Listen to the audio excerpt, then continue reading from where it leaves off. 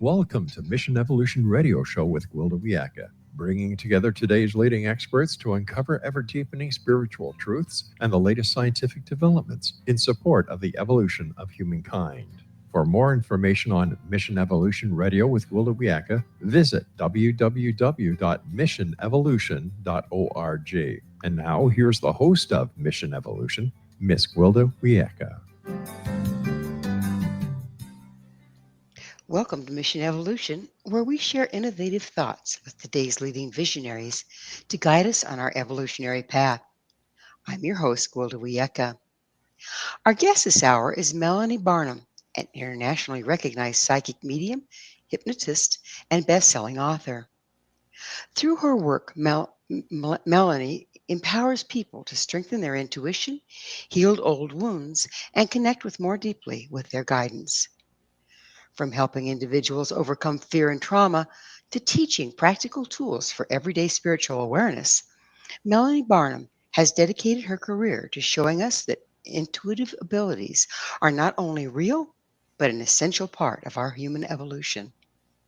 This hour will explore the role of intuition and healing in our personal and collective growth, and how embracing these innate abilities can help us navigate uncertain times with clarity and purpose. Her website, www.melaniebarnum.com. Melanie, thank you so much for joining us on Mission Evolution. Hi, Gwilda. I'm so happy to be here today. So, can you share your personal journey? What led you to the path of intuitive work and healing? So I've always been able to read people, and I thought that everybody did that. And what I mean by reading people is I always kind of tuned into their energy, and I expected that everybody did the same thing. And it didn't occur to me that that wasn't the norm until I got a little bit older. And then about 30 years ago, I felt like I was hit over the head, and I heard the words, "You need to do this work now." And immediately I knew exactly what they were talking about. And I knew right away that it was my guides, my loved ones on the other side that were coming to tell me that it was time to help other people by using my intuition. And that's when it all began. So, was there a particular defining moment or experience that confirmed this was your life calling? You mean after I was hit over the head? Yes, after that. Yeah, for sure. I started taking classes and I started studying because I felt like there was no way I could change my life over and hang out a shingle that said psychic without getting some training, I would say, behind me. And so I set out to learn how this all worked and what it all meant. And I realized that by learning more and by studying more with some amazing people, some amazing psychics and intuitives, I was exactly where I needed to be. Everything felt comfortable. It felt like I was home. And I realized that I was actually pretty good at it. So, did you always recognize these abilities, or did they develop over time with your education? Well, like I said, I always was able to read people, but it didn't feel like that was anything exclusive for just me. When I had that kind of awakening moment and started to dive deeper into what was out there and how it all worked and what was available, those I'd say were the kind of catalysts to bringing my intuition further to my life and bringing it up in levels that I never thought I could do before. So it increased my, intuitive power, I would say, tenfold, minimum tenfold. And it's been ever since I started practicing, first as a novice, then professionally. And I've been doing this again professionally for almost 3 decades. So ever since I started doing that, my intuition has continued to increase and get better over time. So, how'd your family and community react when you embraced this work? Well, my husband was all for it. He had no issues with it, no problems with it. He thought it was really cool, and he totally believed in it because we had already been kind of using our intuition together. And my sister at the time is also very intuitive, and so she was all for it as well. it took a little while longer for me to kind of come out with my intuitive awareness to the general public and to all of my friends. And, now it's just everybody knows who I am. They know what I do, and it's normal for me. And, when you become a professional psychic, there's different routes you can go on. You can have your kind of professional psychic persona and wear it as a badge all over town, no matter what you're doing, or, project it to other people based on either even your clothing or, how you're presenting yourself to the world. That's not anything that I've ever actually done. I look like a normal, lacrosse mom or a cheerleading mom, which is what I was. And I don't look like, what some people might think of as a typical psychic. So, who have been your greatest teachers or influencers on your path? You want me to name names? You can do that. Okay. So I've had a bunch of great people. And the first one I have to say was her name was Kathleen. And I apologize because I can't remember her last name. But it was like a continuing ed class that I took with her when I first discovered who I was meant to be, let's say. And she was amazing. She just opened up my eyes to so many different things and to so many different tools that can be used to help develop your psychic abilities. And then I, moved on and started taking classes at a place called Omega, which is a holistic learning institute in Rhinebeck, New York. And I took classes with, still to this day, one of my favorites, John Holland, who is a professional psychic medium. He's been practicing for much longer than I have. He's amazing, and I learned a lot from him. I took classes with James Van Prague, uh, Elizabeth Harper, who teaches at Omega regularly. And, along the way, took classes with a bunch of different people because I decided that I didn't want to just study to become a professional psychic. I wanted to learn kind of the science behind it. So I did a couple of different trainings with David Morehouse, who was a retired military man who I learned how to do coordinate remote viewing. And that class, that certification course, I took, I think, the beginning and the advanced ones. It showed me the science behind it, and I was very intrigued by that. I really kind of connected to knowing how I could connect my own left and right brained abilities, and it made a lot of sense, and it kind of clicked for me into place that this is real. This isn't just like woo woo, made up stuff. Like this is the real deal. So that kind of was a big turning point for me as well. I also took classes with like Brian Weiss for past life regression. And, I just did a lot of classes, a lot of certifications, a lot of, alternative healing modalities also. I'm a Reiki master and a certified reflexologist and a hypnotist as well, a certified hypnotist. And I found that, doing the things kind of along with becoming psychic, doing all the different healing modalities really kind of opens up your energy to use your own intuition in different ways, whether you want to be professional and offer readings or whether you just want to do it for yourself or your friends. For those of you out there that are new to your work, how would you describe what you do? So I just call it a reading. So if somebody, decides that they want to have a session with me, I offer them a reading. And the way that that works is that, some people, sometimes they're dead people will come through. Sometimes I'll see or I'll feel or I'll hear what's going on with their life in general. And other times I read, I read the past, the present, and the future. So everything that I get, I'm getting from their guides, their loved ones on the other side, who are communicating either directly to me or through my guides or my loved ones on the other side as well. So before I begin a session, I tune into the person's energy and I write stuff down. And as I said, everything that I write down comes from their guides or their loved ones on the other side. And the things that I write down usually open us up to things that they may want to know about or things that they may be curious about. And if their loved ones want to come through and let them know that they're around, then I will also usually have at least one or two, usually more than that, but at least one or two people that have come through with either their name or their initial. And I'll give them evidence that it's really them to help validate that it's their loved ones coming through. So you're known for being a psychic medium and a hypnotist. How do these roles intersect? So it's interesting. I have a lot of people that come to me not just for uh, like a precognizant reading. They don't just want to know what's coming up for them. They also want to learn how to do things themselves. And I found a lot of times that with hypnosis, we can pull things out for them, and help them discover what they're already doing or what their kind of natural gifts are.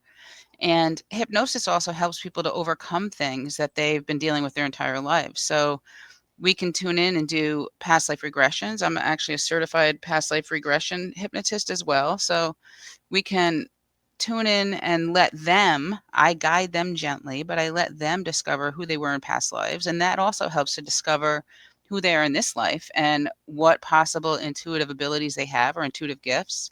I also like people to discover who they've been with in other lifetimes. So, that hypnosis can lead us in the past life regression.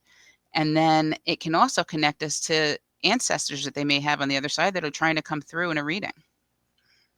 So, how do you define intuition and how can people trust it more fully? Well, it's an interesting question because intuition is something that we're all born with. It's an innate ability that we're all given as a gift when we're born, and we are able to tune into things by using either any of our clair senses meaning clear sense. So most people are familiar with the word clairvoyance. Clairvoyance isn't simply a word that means psychic. Clairvoyance is actually a word that means clear sight or clear seeing. And a lot of people will see imagery in their minds, or they'll feel something with what's called clairsentience. They're feeling things about maybe the person or the people that are in the room. When they walk into the room, they can feel something, or they'll just know something, before they look at their phone to see who's calling.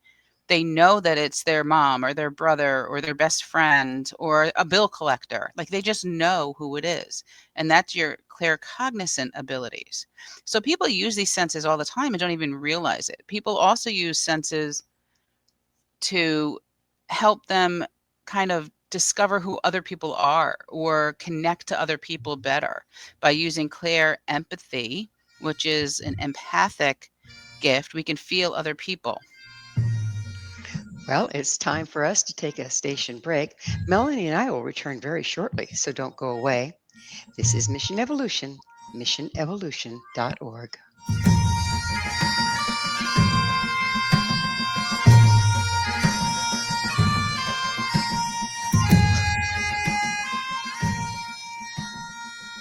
One people, one nation, searching through the night. One people, one nation, searching for the light. One people, one nation, coming from the stars. One people, one nation, to heal this earth of ours. Our gracious Mother Earth.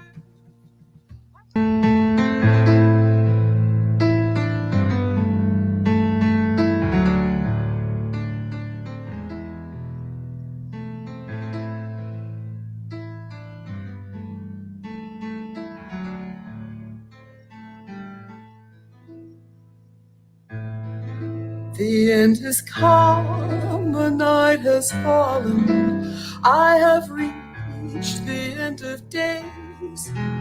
What's real is not, reason fails me. I've gone beyond all known pathways. This is the end of resolve. Is intuition nature or nurture? With us this hour discussing accessing our intuition is Melanie Barnum, the author of Real Life Intuition. Melanie, just before the break, I think we kind of interrupted. You were describing what intuition really is. Would you continue, please? Sure. So essentially, intuition is your body's way and your spirit's way of knowing things or feeling things or seeing things or even hearing things. And intuition is that sometimes gentle, sometimes forceful nudge that tells us to either stop what we're doing or to continue going in the direction that we're going. Intuition also helps us to discover things that we would enjoy better or changes that we'd like to make in our lifetime or in our lives to make it better and more enjoyable for us and the people around us. Intuition also helps us to read other people. So it helps us to communicate with other people kind of through our souls or through our spirit or through our energy, which is our aura. So intuition is, practically for practical purposes, it can help you decide whether or not to apply for a job or to accept a job. It can help you decide whether or not the person you're about to go out on a date with is the real deal or whether or not they're somebody that's going to not be helpful or even harmful to you. Intuition can also help you decide what career you want to go into when you're graduating from high school and you can't decide which direction to go, where to go to college, or whether to go into the crafts, or which direction you should go that will make your future better for you and for those around you. So intuition, really, there's no limit to how you can use it and what you can do with it. But essentially, it's that feeling that you have in one way or another, um, that there's something more to this lifetime, something more to this world that we're living in. So, you do a lot of energy work as well. Can you explain how energy healing actually works? Sure. So it's different based on how you do the energy work or how you receive the energy work, but there's energy throughout our bodies. We have meridians that travel through our bodies, these energetic meridians. And if your chakras, which are your, call them spiritual batteries, we have 7 major chakras that move up our body from the base of our spine all the way to the top of our head. And they're all kind of in charge of different things in our metaphysical and physical selves. So energy inside our bodies moves through these chakras, and it moves through different energy pathways throughout our body. And if there's a chakra that's blocked or that's not working properly, we can use energy work to try and push that chakra back in place. And it's the same thing if we have, say, pain in our knee. We can use either Reiki healing or hands-on healing to move the energy in a better flow or a better positive way through your knee to help it heal better or heal quicker. I use it actually a lot because I get migraines quite often. So I'll use it a lot on myself to try and heal my migraine. And I also have both my daughters are very intuitive and they're natural healers. And so they'll also, if they're around, they'll try and help me to heal my headaches, my migraines by using their own energy or by channeling energy through them, I should say, not using their own energy, but by channeling the energy through them, the healing energy. They help me to heal, my own migraines.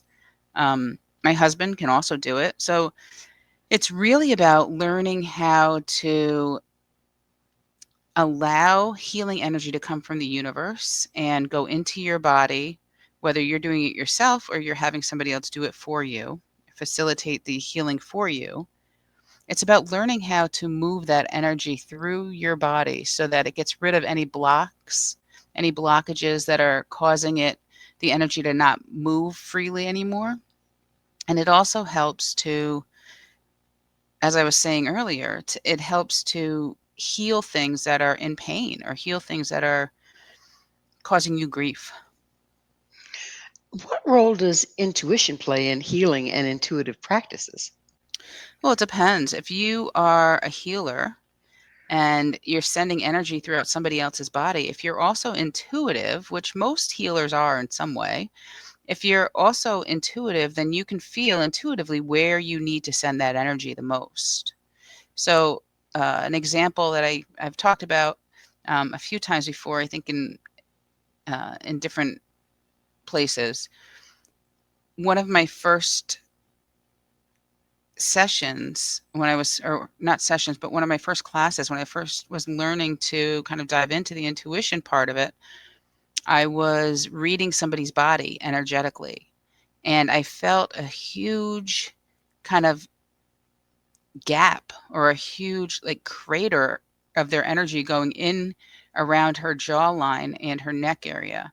And I didn't know why. And I told her that. And it turned out she had just, I forget what it was now. She had just had either a root canal done at the dentist right before she came, or she had had a tooth removed. So it was one of the two. But I could feel that energy, that shift in energy there. And it was almost like a void space. So I felt that that energy was kind of in a missing pattern. And so I was able to kind of help her heal faster by building that energy up, redirecting the flow of the energy through her jaw and neck area. Can you share another powerful story from your practice that left a lasting impact on you? Sure. Does it have to be about healing or can it be about No, mm-mm, anything? just your practice. Okay. So, one that comes to mind, it's always been very interesting to me because I see things and I get intuitive information during readings quite often symbolically. Symbolically means that I may see something which is a symbol for something else. And there's pretty standard symbols like a stop sign. If we see a stop sign in our mind's eye, we kind of know that it's the universe telling us to stop what we're doing or stop moving forward in some way. But then there's also other things that can be symbolic messages just for the person who's receiving them. Like for some reason, I see or I feel or I just know baseball diamond. And if I get that in a reading, it's either because their mother has passed or it has something to do with somebody who plays baseball. So it can either be a literal baseball diamond or it can be because their mom has passed. And it's a very strange symbol, and nobody else, I don't think, would have this symbol for their mother passing. But for some reason, before my mom passed, she started watching baseball all the time. And one day I was asking to hear from her or see her, and I saw a baseball diamond in my mind. And so none of us ever played baseball. It's never been our thing. But like I said, it now is my symbol for not just my mom coming through, but for other people's mothers coming through. So one day I was doing a reading for somebody in my office and it was getting towards the end of the session and I asked her if she had any other questions. And she said that she had asked her mom to come through and that I hadn't given her her mom's name or her mother's initial or talked about her at all. So she was just wondering if her mother had come through. And right away, I saw the baseball diamond. And so I told her exactly what I just told you, that sometimes I'll see a baseball diamond for somebody's mother coming through. But I felt, and she kind of felt as well, that, that wasn't really a great symbol to receive at that moment because she had just told me her mom passed. So I kind of felt like, all right, this is like a cop out to say that.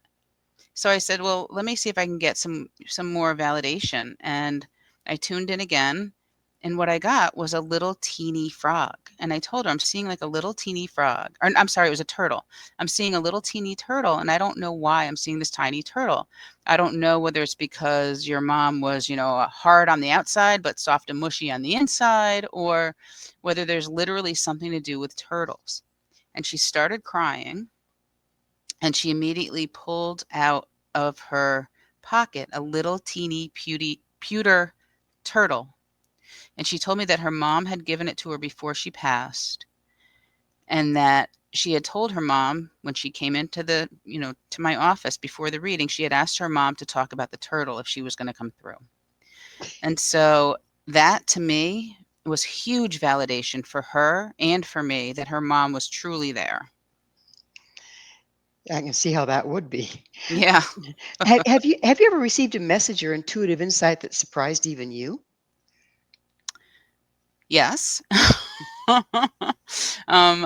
It happens so often, and I call those the aha moments. Those are kind of the wow moments where even I'm shocked that this just happened. I had a reading recently where it was bizarre. It's actually somebody that I just started reading for. I think I've had maybe 2 sessions with her lately. And I was seeing like the phoenix, the bird, the phoenix rising. And I was talking about the flames or something in the Phoenix, and it turned out that it was her studio. She had a studio called Phoenix Rising. And then I said, "Okay, but I'm seeing, like, purple all around you, like, purple ha like, it's almost like your hair is purple." And she said, "Yes, my hair is purple." And it was these kind of messages that, as simple as they are and as simple as they were, it's just total validation, because I was not, in the same room or even on a video session with her. It was just on the phone. I had no idea who she was. I'd never read for her before. And it's those types of moments, to be honest, that in the beginning of a reading especially, it's those type of moments that, not just myself saying, "Aha," and that's just really cool that that happens, that I'm able to get that out of nowhere. It's those type of moments that the client says, "Aha, like, this is crazy that that just happened, or that you just knew that." So everything that follows in that session becomes more important. It almost feels like it's more believed after they get the aha moment. So you asked if there was anything that has surprised me. It's those aha moments. So it's not just one, it's multiple times when those aha moments come through. Even I get the goosebumps. I get excited about it, because it's just so cool that this can happen, that I have no idea why. Well, I do have an idea why, but I have no idea that I would know these things about these people. And it's just, to me, those aha moments are the coolest thing that my intuition has ever given to me. It seems to help your clients as well. Do, Absolutely. do you find that people are often skeptical when they first come to you? Usually people that come to me are coming to me because they believe in intuition, and they believe in psychic abilities, and they believe that this is possible, and that, reading for them is possible. I do find that some people are skeptical because they don't know who I am, and they don't know what I'll get. And, as I said, sometimes I get things symbolically. So I'll, throw out what I'm receiving symbolically, and it can mean anything. So, it may take a while for them to believe that that's really something to do with them. Quite often, I hear the music starting. Hey, you're taking my job there. It is time for another station break. Melanie and I will be right back to continue our discussion. So stay right there. This is Mission Evolution, missionevolution.org. One people, one nation, searching through the night. One people, one nation, searching for the light. One people, one nation, coming from the stars. One people, one nation, to heal this earth of ours. Our gracious Mother Earth.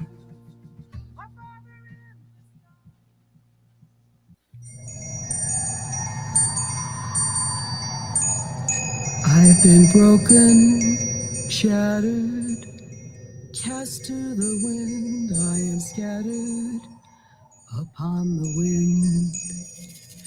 I've been broken, shattered, cast to the wind. I am scattered upon the wind.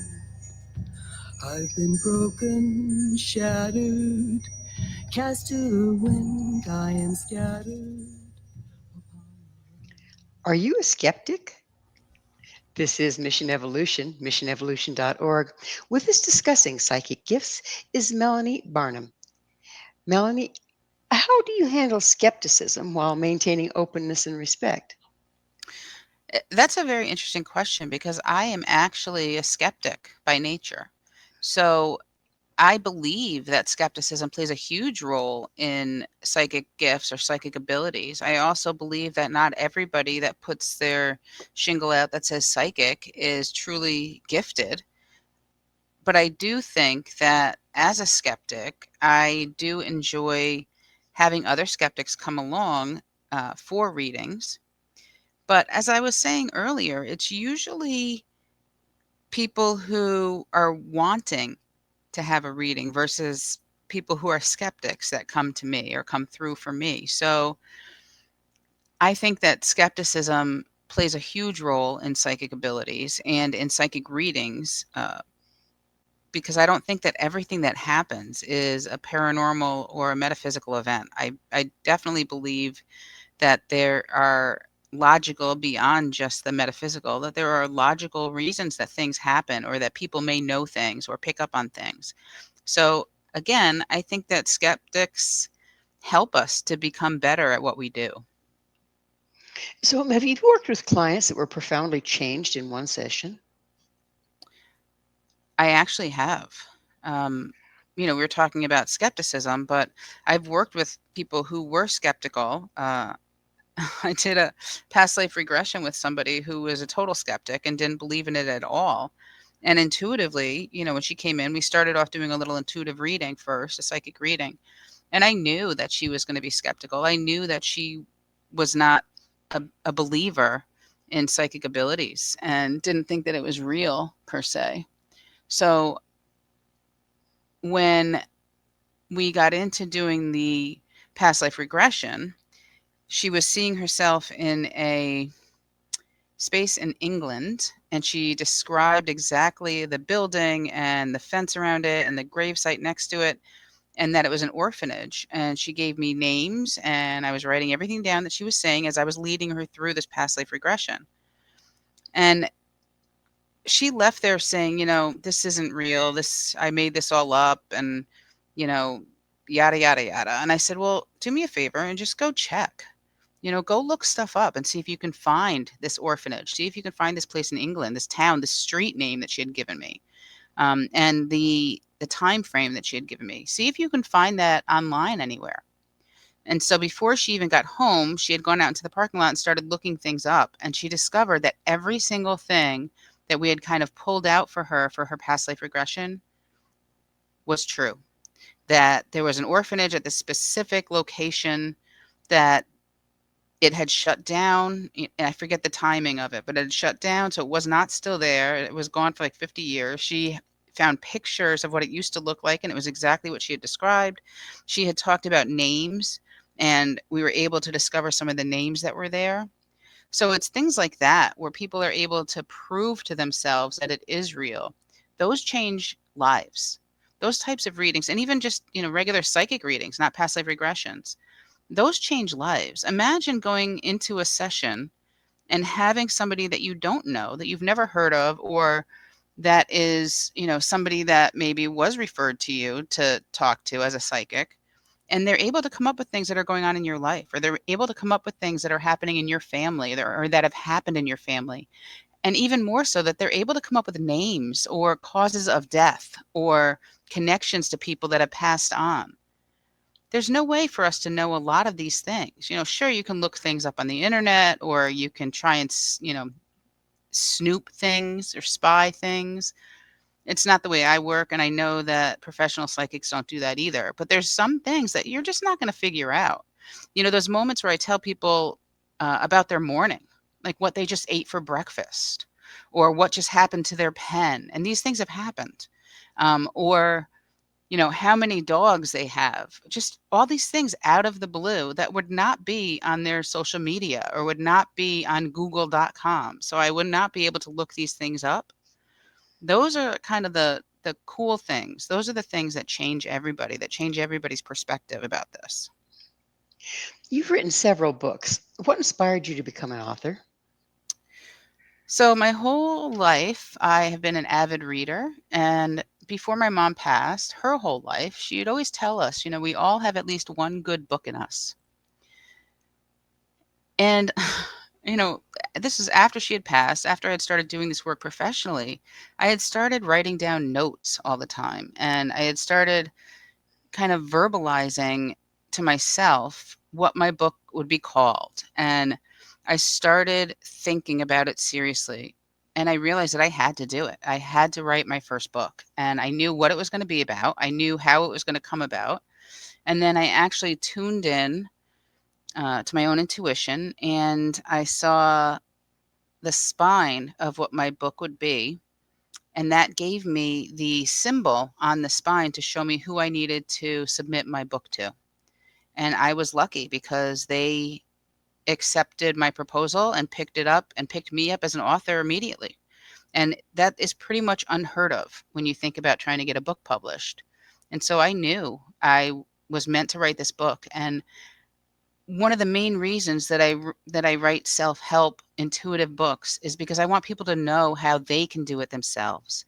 I want people to learn how to tune in for themselves, not just to use me as their conduit, but to tune in so that they could use their own intuition on a daily basis, a weekly basis, to help their friends, whatever it may be, but to know that it's real and there's science behind it and that they can begin the second they open one of my books, because there's exercises that will help them.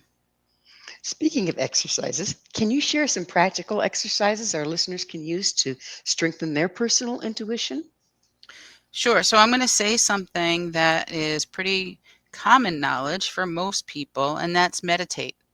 The first thing that you should do if you're trying to tune into your intuition is meditate. And by meditate, I'm not saying that you have to sit for 3 hours in an ashram and, you know, sit with your legs crossed in the Om position and chant. Although if that's your thing and it helps you to tune in, that's great. But you can meditate simply by breathing deeply, by taking 2 minutes out of your day and just begin to breathe deeply and focus on your breath as it comes in your body and as you exhale the breath out.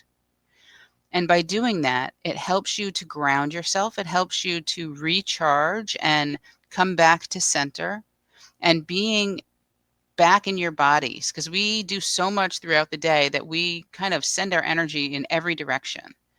And being back in our bodies for just that 2 minutes of time can really help us to begin to tap into the energy that's all around us, the energy of the universe. So, first thing I would say is definitely start with meditations. You can do just a simple breathing meditation, or you can find one in, online. You can find them in books. You can find them anywhere. And then I would say start playing with it, because using your intuition should be fun.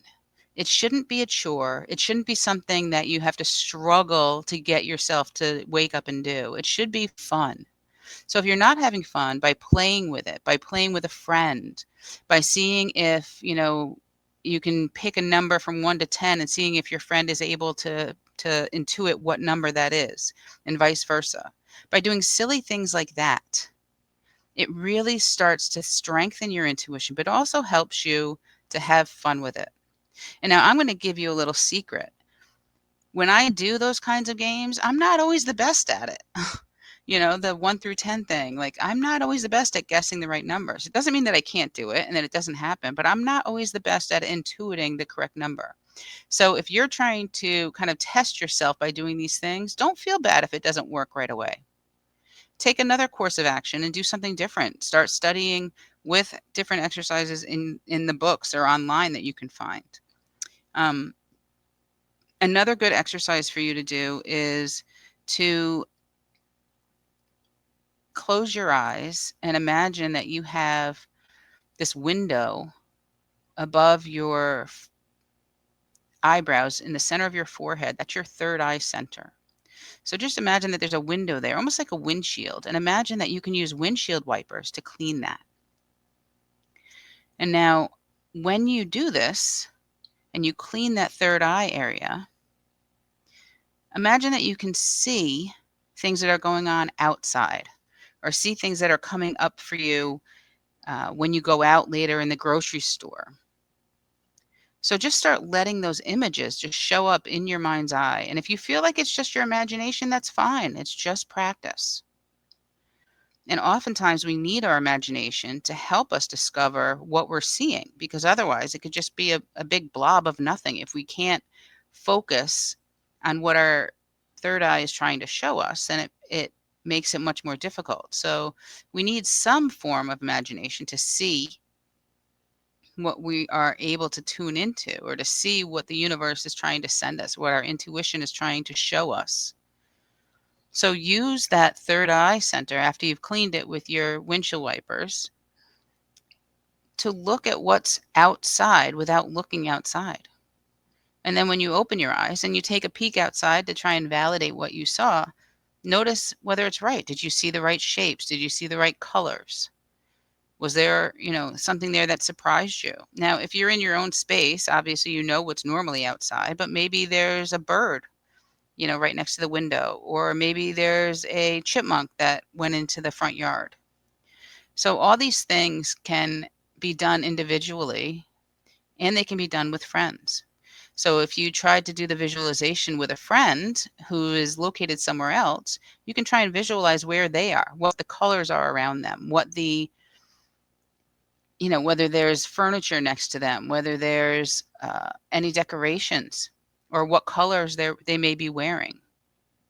And obviously do this over the phone. Don't do this over video, because you want to be able to tune in without having any idea of where they are or what they're doing, so that you can have it validated for you. So, do tools like crystals, cards, or pendulums enhance intuition, or are they simply aids? Tools definitely can enhance intuition, but they can also help you to tap in.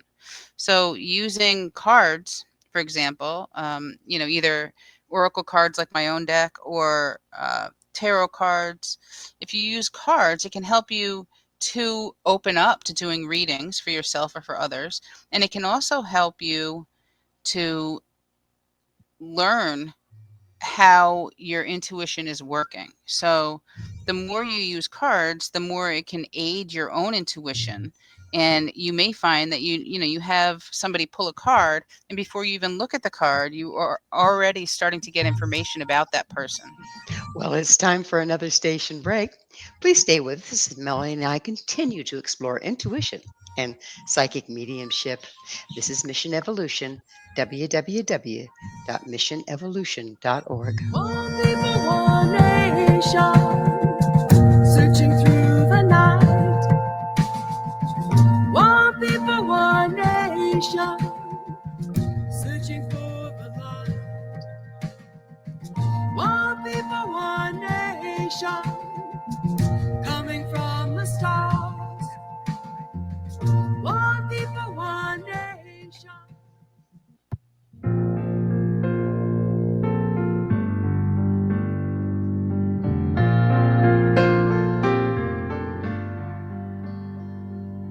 Brilliant feathers of an unearthly hue glide by on the edge of his dream. A whisper of touch, an unheard song. Whose bird takes flight, prompted by his broken heart. Fly high, sweet phoenix. Can intuition help us evolve? This is Mission Evolution, missionevolution.org. We're continuing our discussion with Melanie Barnum. Melanie, can intuition, what in your experience, what's the relationship between personal evolution and intuition? Another interesting question. So, as a whole, we go through life and we discover how life affects us, and how our environment affects us individually as our own person. When we start tuning into our intuition more, we begin evolving, and we begin understanding how everything that happens in life affects everybody. And that what we do, kind of like the ripples on a pond, what we do spreads out to other people, and spreads out like those ripples on a pond if you were to throw a stone in. So it helps us to evolve into recognizing that our actions reflect and also change the reactions of other people. So using our intuition also helps us discover what's really important in life, and that we are all connected energetically. The universe is here for all of us to tune into. And the more we discover how things affect ourselves, the more we discover how they affect other people, and the more we realize that, and it's going to sound corny, but we're all here to learn how to love, and that love will help heal us all. So, you talk about evolving. That's a huge evolution right there. Do you see intuition as part of human evolution, something we're meant to develop? I see intuition as part of human evolution from the beginning of humanity. I think that, and I feel that, I know that, when we were Neanderthals and living in caves, we had to use our intuition to know whether we needed to move on and leave that cave because there was danger coming. We needed to use our intuition to follow and decide where we were going to go to get food. And, we've evolved. We have supermarkets now. We have, homes. We don't have to always live in caves anymore. And our intuition has also evolved. It helps us discover, by the same token, it helps us discover where to go, where to live, where to buy our food, where to get our food, where our food comes from. What types of food will help us be healthy or help us not be healthy? What types of um, people we want to attract in our lives, what types of energies we want to put out there to the universe. So we are still evolving, we are ever evolving, and using our intuition is one step to evolving, because when we use our intuition, we're opening up to, again, the energy in the universe, and the universal energy connects everybody. So it brings us right back to that evolutionary stage where using our intuition will help us in every aspect of our lives and the collective whole as well. So, how does healing old trauma influence one's ability to connect with spirit or intuition? Healing old trauma, you said? Hmm. So, healing old trauma can help you open up. And it helps you open up in a way that maybe you hadn't opened up before. Now, it doesn't necessarily say that you need to, forgive and forget possibly people that have caused you that trauma.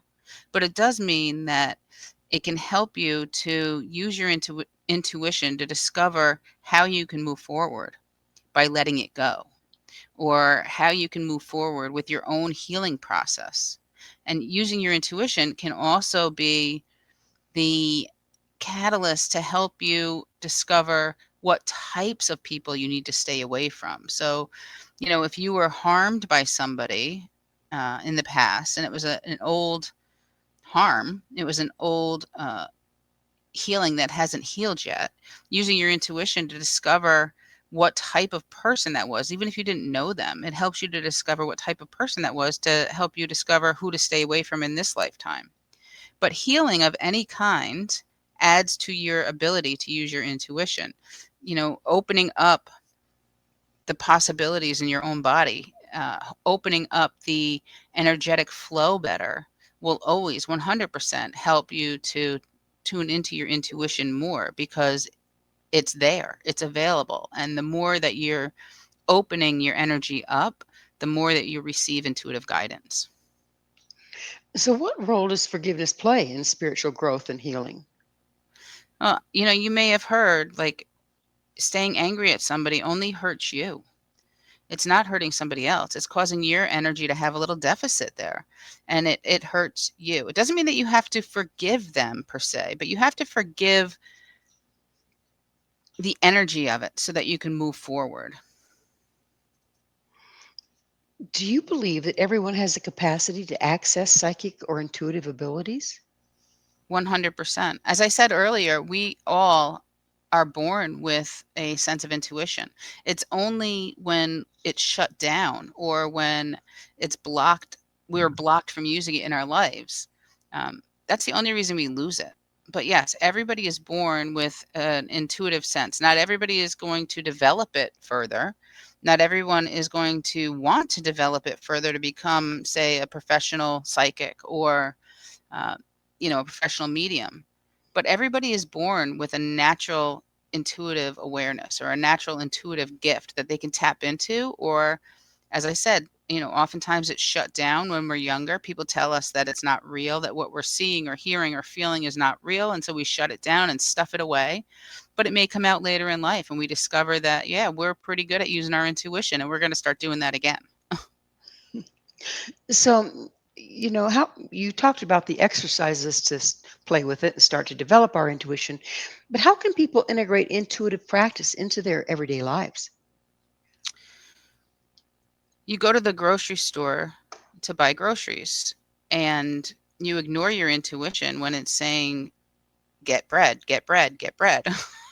And you say, no, we have bread at home. I'm not getting bread. We have plenty of bread and we don't need any more bread. And, I just brought home that gluten-free loaf and everybody can eat that. And then you get home after you've ignored your intuition about buying the bread and everybody looks at you and says, did you get more bread? And you say, no, because we have plenty. And they say, no, that was gone last night. So ignoring our intuition at the grocery store can be to our own detriment. But paying attention to that intuitive moment that says, get the bread, can make you the hero. You can come home with bread for everybody and they'll all be happy about it.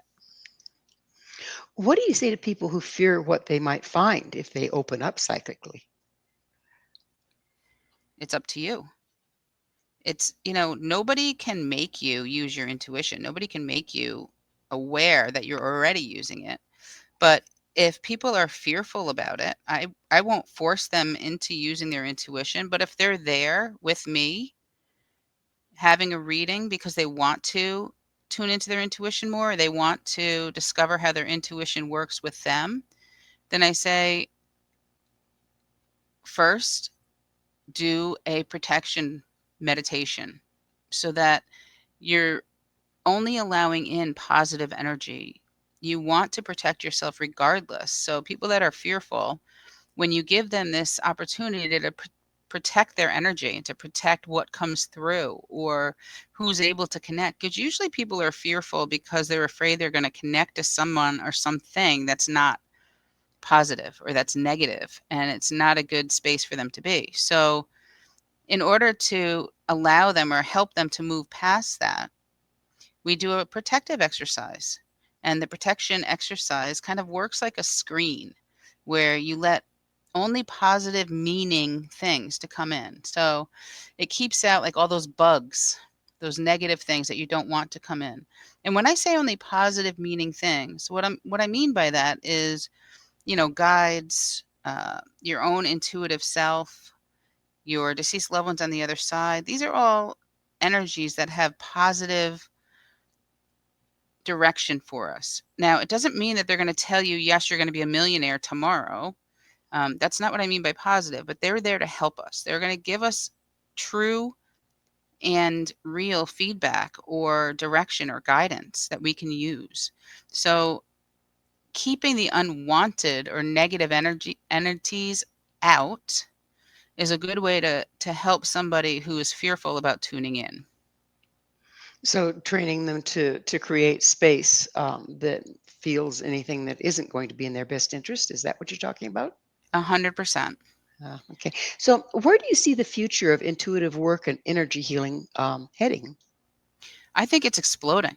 I really do. I feel like we are opening and the veil is thinning. So I feel like as a whole, with a lot of the drama and a lot of the things that are happening around the world, the trauma and the drama that's happening, the hate that's happening, all of the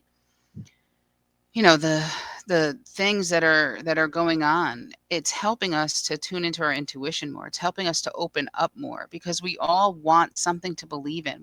We want something that we can feel or that we can access that can help us to get through the day-to-day life. And it seems to me that more and more people are opening up to their intuition because it's becoming a little more mainstream. So people are discovering that it's real and that, you can be called a witch and not be burned at the stake. And, if you heal people naturally, you know how to do natural healing. You're no longer going to be challenged and, put in jail for ripping people off. Like, this is real stuff and it's happening in real time, and more people are opening up to it. So you're asking about the future of it, and I think that the future is looking really good for everybody to tune into their own intuition. Well, we're about out of time, but finally, what message of hope or guidance would you like to see leave our clientele with today? The biggest thing that I can say is don't be afraid to open up your energy to the universe, and don't be afraid to open up and receive messages from the universe.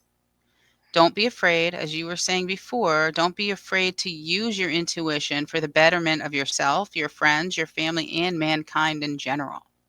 Because this is what we have. Nobody can take away your intuition. It's yours, and you get to carry it with you everywhere you go.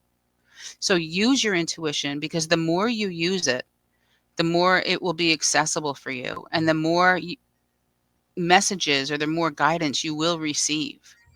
If you don't use it, you can lose it. Well, unfortunately, we are out of time. Melanie, thank you so, so much for coming on the show. Oh, thanks for having me, Gwilda. This was fantastic. You've been listening to Mission Evolution with Gwilda Wiyaka. Our guest, Melanie Barnum, psychic medium, hypnotist, and author. To learn more about Melanie and her work, visit her website at www.melaniebarnum.com. One people, one nation, searching for the light. One people, one nation, coming from the stars. One people, one nation.